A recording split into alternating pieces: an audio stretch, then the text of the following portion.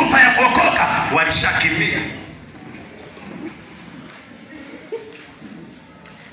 Ani kitendo cha kuambiwa tu kwamba haya tunakuruhusu uokoke, yani walipoona tu wameruhusiwa kwamba uokoke, ni kweli wakakimbilia kuokoka, lakini bila kujua kwamba wameacha vitu nyuma.